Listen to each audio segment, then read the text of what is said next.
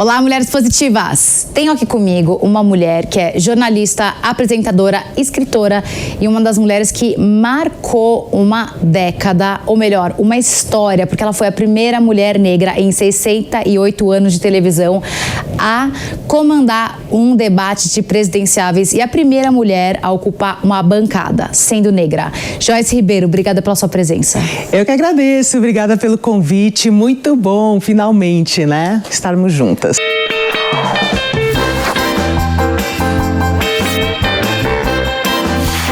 Mulheres positivas. Joyce, eu te contei que eu sou super sua fã. Ah, obrigada. Estava há algum tempo já querendo te trazer aqui. Sim. Eu digo que muito se fala sobre a Maju, ela é maravilhosa. Sim. Mas a primeira mulher que ocupou a bancada foi você. A primeira mulher que comandou um debate de presidenciáveis foi você.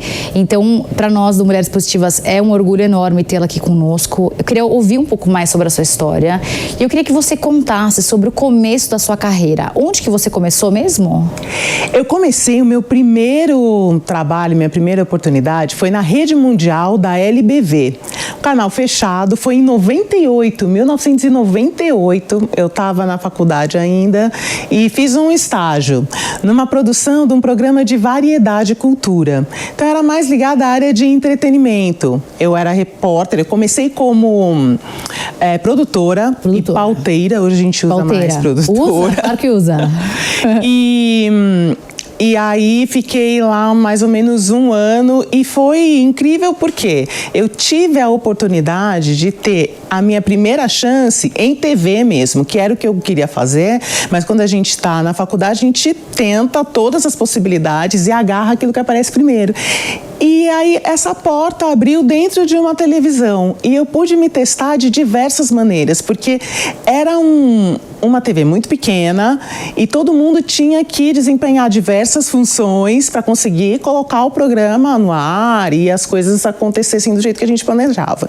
Então eu pude me observar como pauteira, como repórter e depois de algum tempo tive as primeiras possibilidades como apresentadora. Então foi ali que eu vi, não, é realmente isso que eu quero me aprofundar mais no universo da televisão, estudar mais e seguir esse caminho. Logo na primeira chance que eu tive profissional, né? Então isso com certeza fez toda a diferença até hoje.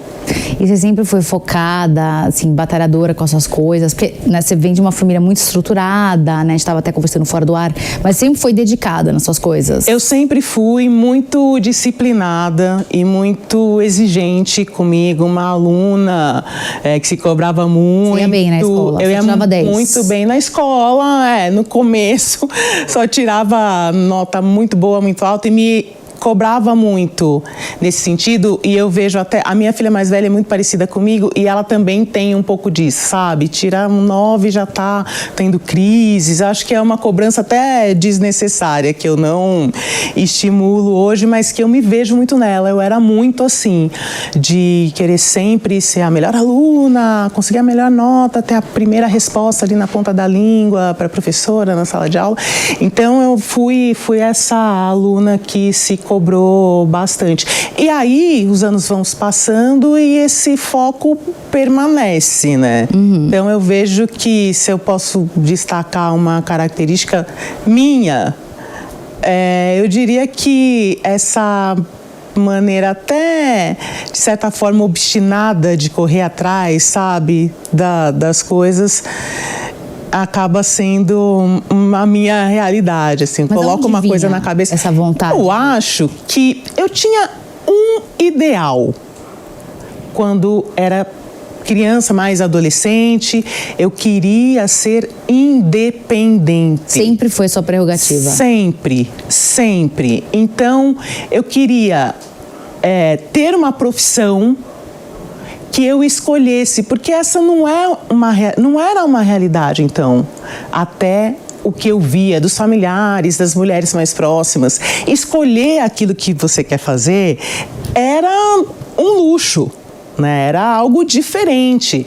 Então, essa era uma coisa que eu tinha muito clara, assim, muito evidente no meu planejamento. Eu quero seja lá de que forma for, preciso ser independente. Vou escolher uma profissão e não vou depender de ninguém. Maravilhosa. Era esse até porque o que eu cresci vivenciando era muito desfavorável nesse sentido, né, da dependência, do silenciamento, né, de uma certa invisibilidade por conta dessa dependência financeira, que puxa outras dependências, né? Que acaba te colocando num lugar muito difícil de sair. Então, eu quis trilhar esse caminho. E assim, no decorrer da sua carreira, né? Nos veículos que você passou, que foram muitos, né?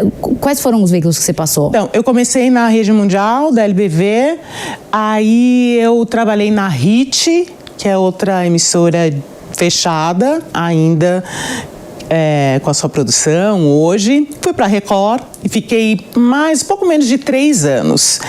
Foi a primeira vez que eu fiz um jornal nacional, né, em transmissão nacional, que foi o Fala Brasil. E fiquei lá mais ou menos uns 3 anos. Em 2005 eu fui para o SBT, também fazendo jornalismo diário, Rádio News, até 2015... Até 2018, quando eu fui para a Cultura e tô lá há 5 anos já.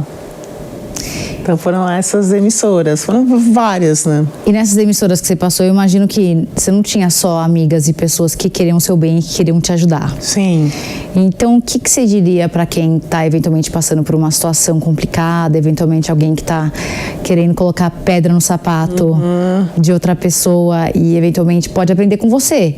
Uma mulher que conseguiu aí construir uma carreira sólida, conseguiu aí entrevistar aí os grandes personagens ali, a gente estava até falando fora do ar, o Fábio Gicovati, você foi a última a entrevistar o Dr. Flávio Gicovati pouco tempo antes dele morrer, né? Então você teve aí uma carreira muito bem sucedida. O que você diria? Olha, esses momentos, eles são inevitáveis e essas pessoas, lidar com o diferente, tudo isso é inevitável e faz parte da nossa construção.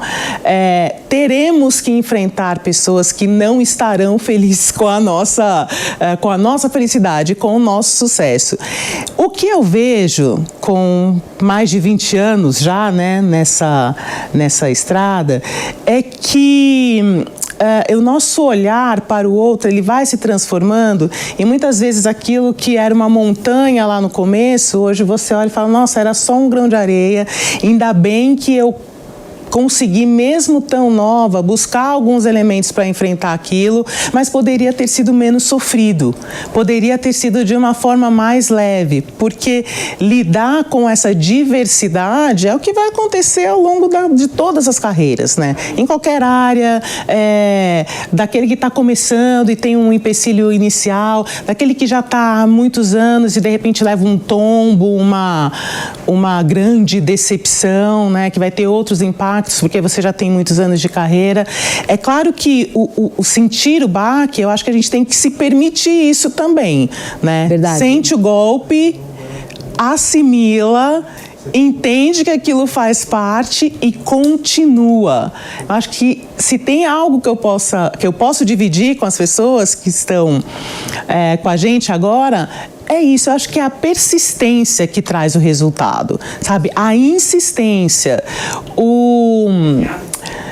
parece história, né, fácil, história bonita para contar, mas se eu não tivesse insistido, apesar da vontade de desistir, várias vezes. Foram inúmeras vezes que eu pensei que eu estava no meu limite. Falei, daqui eu não posso mais. E eu não quero mais. Eu preciso encontrar outra maneira. Mas reunir forças de onde a gente acha que não vai conseguir tirar e continuar no dia que você não está bem, no dia que você está triste, no dia que alguém que você gostava muito e você admirava puxa o teu tapete, no dia que você descobre coisas desfavoráveis de colegas que você gostava e amava muitas vezes. Nesses dias que você tem que parar e pensar que, não, eu vou continuar por quê? Porque é isso que eu quero, porque essa foi a minha vontade inicial. Eu posso tentar ferramentas de mudar aqui o percurso, porque tem um obstáculo aqui, outro obstáculo ali, uma montanha de obstáculo na frente. Mas eu quero, não vou desistir, porque eu acho que chegar lá na frente e pensar, poxa, eu desisti, devia ter insistido um pouquinho mais. Não deve ser legal, né? Mas, Joyce, conta pra gente uma situação, uma situação que você viveu na sua carreira que realmente você tirou forças do além pra você continuar. Como que foi pra quem tá te ouvindo, te assistindo, pra também conseguir se inspirar ainda mais na sua história, pra conseguir tirar forças pra continuar a jornada? Eu posso lembrar, assim, rapidamente do momento que mais me marcou. Quando eu me senti pronta para um passo maior na emissora e onde eu achei que não, agora eu consigo o jornal que eu queria, né, com a projeção que eu queria, com o tamanho que eu queria, e todas as tratativas estavam nesse caminho e não aconteceu. Naquele momento, apesar de estar tudo pronto. Todas as sinalizações mostravam que era o que iria acontecer e que, ok, chegou o momento, você está pronta. Eu tive esse feedback e na hora não aconteceu. Colocaram outra pessoa. Outra pessoa e, enfim, as justificativas não eram plausíveis, não faziam muito sentido. E aí você vê que tem outras coisas que também determinam essas decisões, e eu senti o golpe, assim. É claro que eu como mulher negra na televisão, que é um espaço de muita vaidade também, né? Uma concorrência diferente de outros setores, eu acredito. Não, muita vaidade, sem dúvida. E sempre tive que lidar com esses momentos, né, de se sentir profissionalmente madura e pronta para as transformações que o amadurecimento da carreira me trariam, né, num caminho mais natural, e não vendo essas possibilidades acontecendo e se concretizando por esse elemento estrutural, racial do nosso país, que fecha portas inúmeras vezes, que limita possibilidades, que mina talentos, que tenta enfraquecer, né, possibilidades e potências.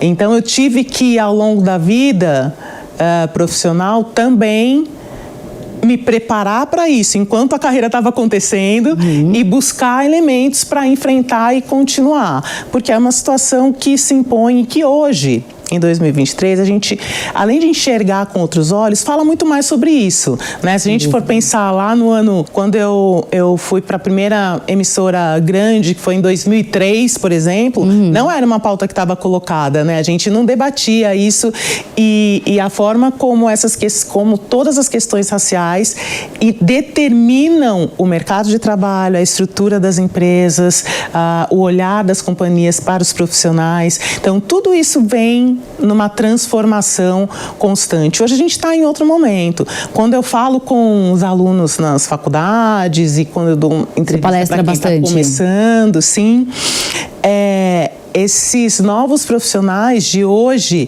já têm outro olhar. Hoje a gente fala de letramento, né? Letramento racial, que acontece não só nas famílias negras, mas em toda a comunidade, que foi amadurecendo todo esse processo ao longo dos anos. São 2 décadas, não, mais de 2 décadas. Então, eu me considero uma otimista nesse sentido, né, de perceber o avanço, o caminhar da sociedade, apesar de a gente estar muito longe de uma situação que seja favorável. A gente ainda perde muitos talentos, perde muitas potências, perde muita gente que poderia, muito talentosa, que poderia estar rendendo em todas as inúmeras profissões, mas hoje a gente debate, a gente coloca o problema para se conversar sobre isso e tenta a passos lentos, encontrar outros caminhos, né, que sejam mais justos, mais possíveis, mais benéficos para a sociedade como um todo, para todo mundo vai ser melhor. Claro. Eu tive também o privilégio de entrevistar a Jamila Ribeiro. Sim. 4 anos atrás, no Estadão. E a gente debateu essa história também da diferença salarial entre homens e mulheres, né? Porque muito se discute sobre o fato da mulher ganhar menos, daí existem estudos que mostram que é menos 0,25, enfim.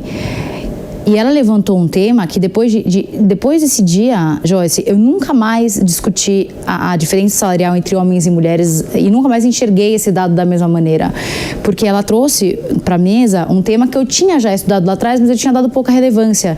Que se você levar em consideração que hoje a maioria da população é negra ou parda, nós temos aí 52% da população que são mulheres, você está falando de uma parcela muito grande da população que tem um abismo salarial entre a mulher branca e a mulher negra. Daí não vamos nem levar em consideração com o homem, né? Porque daí já é uma esdrúxula. É maior ainda.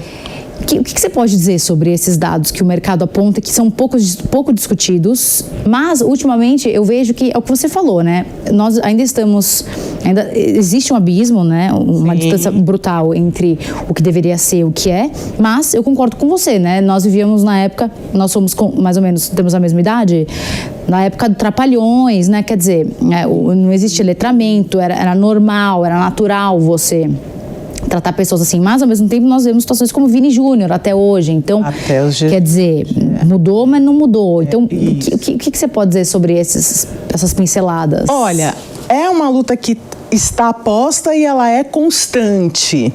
E hoje, eu há muito tempo pensei que eu viveria e vivenciaria uma transformação muito gritante em relação às questões raciais no nosso país.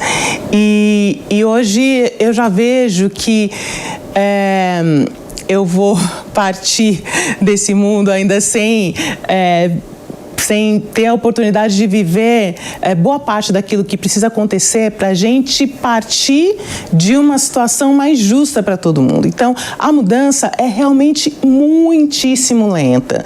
A questão do mercado de trabalho é só uma das inúmeras, né, da problemática tão abrangente que ela se dá em todos os setores. Então, quando a gente pensa nos dados que você trouxe agora, que estão sendo estudados e atualizados a cada momento, porque essa não era nenhuma questão considerada há pouco tempo, e hoje a gente sabe que mulheres negras com filhos pequenos, elas estão fora do mercado de trabalho.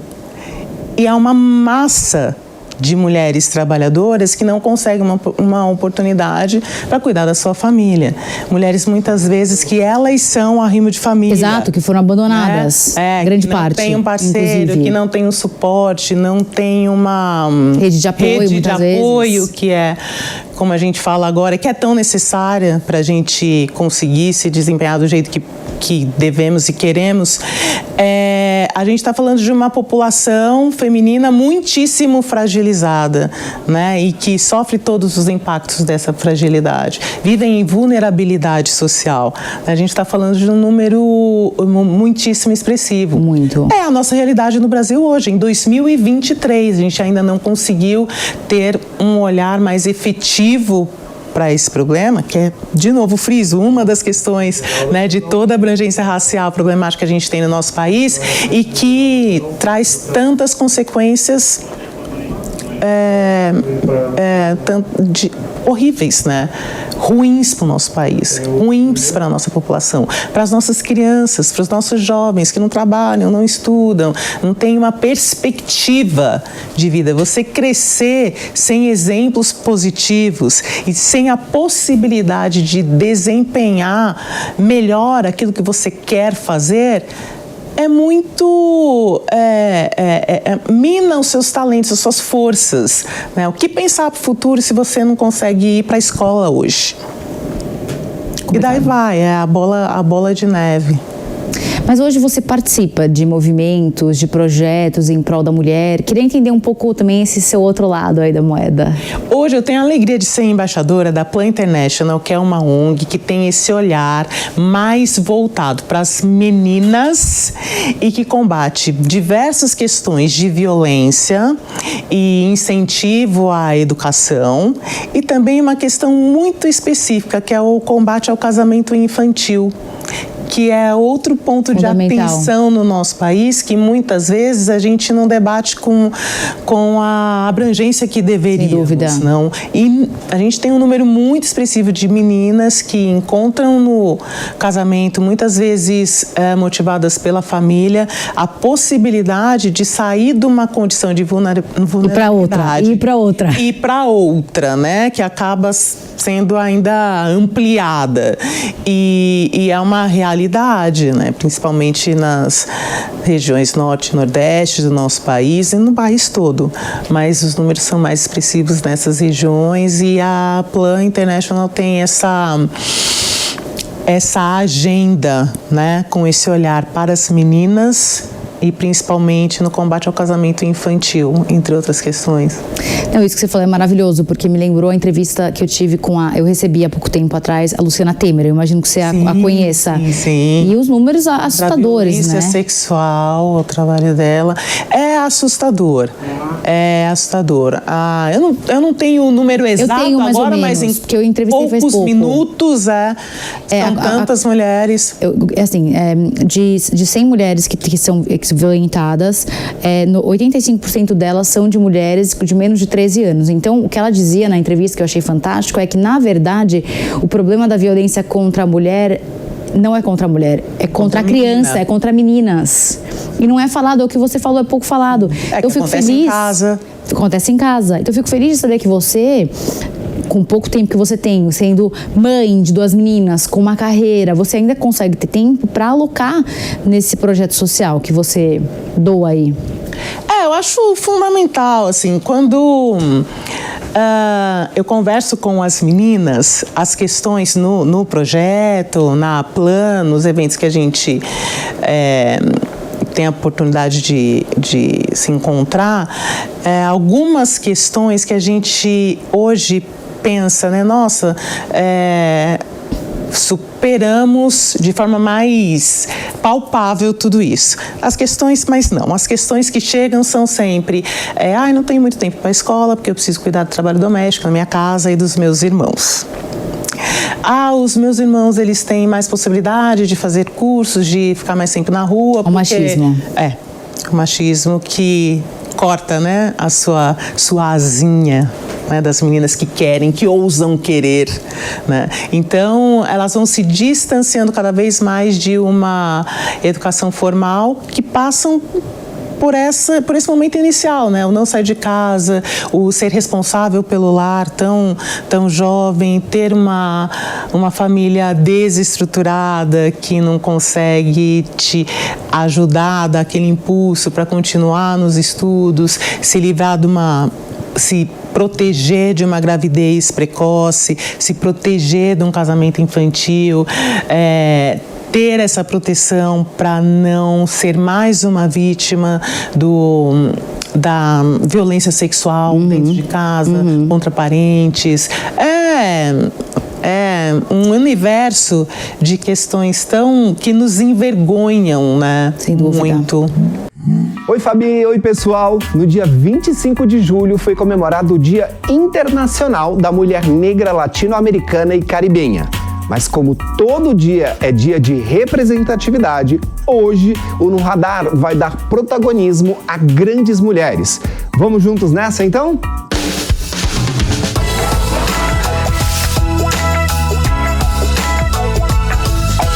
Bom, infelizmente nós perdemos há pouco tempo a incrível Glória Maria. Mas você sabe um pouco da história dessa grande mulher? A Glória Maria nasceu no Rio de Janeiro e começou a sua carreira no jornalismo durante os anos 70, onde entrou para a televisão brasileira e se tornou a primeira repórter a realizar matérias ao vivo e a cores. Ao longo da sua carreira, a Glória apresentou diversos programas e cobriu importantes eventos jornalísticos ao redor do mundo, visitando mais de 150 países e nos trazendo histórias fascinantes. E em agosto estreia nos cinemas o filme Elas por Elas, uma trama antológica que conta a história de 7 mulheres diferentes e que, apesar dos seus desafios particulares, levam uma vida com muita determinação e coragem, assim como muitas mulheres da vida real. O mais interessante nesse filme é que os 7 contos são dirigidos por mulheres e filmados em diferentes partes do mundo. A trama foi indicada ao Oscar por melhor canção original e conta com um grande elenco que reafirma o quanto a figura feminina é autoconsciente. Então anota aí a nossa dica e fica de olho na estreia.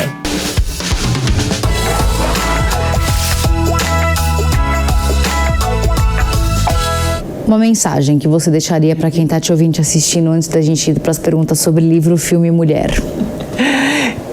Olha, eu diria, principalmente para as meninas, né, já que a gente está falando delas, para que elas acreditem. Porque muitas vezes a gente cresce numa situação que a gente é levada a não acreditar naquilo que a gente tem de mais genuíno, que é a nossa vontade. O que eu quero para mim? O que eu sonho para mim? Eu tenho o direito de querer, de buscar realizar e de encontrar ferramentas minimamente fortalecedoras para que eu consiga me desenvolver naquilo que eu sonhei, naquilo que eu acredito que eu possa contribuir para a minha sociedade, para a minha comunidade. Então, eu sei de todas as dificuldades. A gente vive num país onde estudar é uma grande questão, né? É muito difícil. É o envolvimento de toda a família para que a gente tenha um primeiro formado, né, naquela família, que tenha um diploma universitário. Mas eu não vejo outro caminho para que a gente tenha melhores resultados pessoais e profissionais. Então, continue, estude e acredite. Porque lá na frente, superadas tantas inúmeras barreiras, né, e se fortalecendo ao longo dos anos para continuar enfrentando as barreiras que se impõem na vida da gente, olhar para trás vai ser um orgulho. E tudo isso só vai ter sido possível, só terá sido possível por causa da sua coragem inicial de continuar. É difícil, mas continue. Arrasadora Master, você. Isso. Livro, filme, mulher que você admira. Vamos lá, livro. Eu vou dar uma indicação do livro de muito sucesso, que eu tive a honra de entrevistar o autor, que é o Torturado, do Itamar Vieira Júnior. Um livro incrível que fala das nossas questões brasileiras, de regionalidades, da mulher brasileira, da nossa relação com a terra, da nossa relação com a problemática enfrentada pelas mulheres do nosso país, sobretudo as mulheres negras. Então, vale muito a pena ler, é uma história, tem um ritmo incrível, ele é um escritor brilhante, escreve de uma maneira que você começa a ler e não consegue parar. Então, Torturado, do Itamar Vieira Júnior. E um filme, eu gosto muito do Will Smith, e o filme onde ele é um pai que Em busca da felicidade. várias dificuldades para ficar com o filho em busca da felicidade. Estava me fugindo o título do filme. Então, Em Busca da Felicidade, emocionante, uma história assim de superação, uma história inspirada em fatos reais, né, na vida de um personagem real. Então, esse pode ser um livro, um filme. É difícil pensar em um livro, um filme, só para falar, mas essa é uma boa dica. E O Mordomo da Casa Branca também, gosto muito. Lindo demais. E pode ser uma outra indicação. Que é uma história verdadeira também, outra real, história verdadeira, ele maravilhoso. Não, vale muito a pena, né? 2 filmes maravilhosos, adorei. Mulher. Uma uma mulher, já que a gente está falando aqui de carreira, eu vou falar de uma mulher que eu posso falar de duas mulheres, então, que me inspiraram muito. Eu acho que eu vou citar aqui a Oprah. Maravilhosa. Que essa referência de profissional que quer cada vez mais e tenta se superar de todas as maneiras, vinda de uma realidade também muitíssimo adversa. Eu acho que ela, sem dúvida, é uma inspiração na minha carreira. E não posso deixar de citar Glória Maria. Uma referência, a minha primeira referência, assim, no jornalismo, que eu observei muito tudo que ela fazia, tudo, acompanhei demais cada reportagem. Eu lembro e falo sempre que no começo da carreira, a ideia que eu tinha era Glória Maria na televisão, fazendo aquelas viagens maravilhosas. É isso que eu quero, né, pra vida. Depois a gente vai pro dia a dia da redação e vê que na largada, já não tem nada a ver, né, com esse glamour todo e a dificuldade que ela passava para conseguir trazer aqueles materiais incríveis. E é isso que me encanta, é isso que eu gosto na carreira também. Essa forma como ela fazia com que a gente mergulhasse nas reportagens dela de uma maneira mais solta e mais leve do que o habitual na época, né, da produção jornalística da época dela. Então, além de ser uma presença negra, a primeira presença negra na televisão, que me serviu de referência para, nossa, eu também quero ser incrível como ela. Então, sem dúvida, a Glória Maria. Arrasou. Joyce, te espero outras vezes aqui no Mulheres Positivas, hein?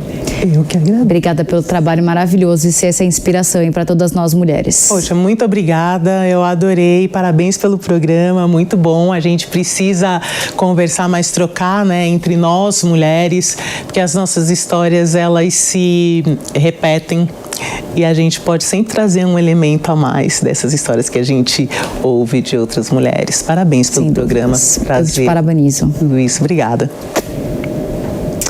E não se esqueça que a entrevista completa com a Joyce Ribeiro fica disponível gratuitamente no aplicativo Panflix para você ver e rever a hora que você quiser. Se você ainda não baixou, corre já para sua loja de aplicativos e faça o download. E até semana que vem com mais uma Mulher Positiva.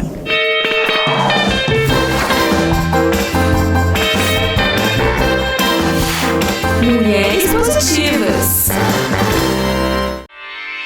Realização Jovem Pan News.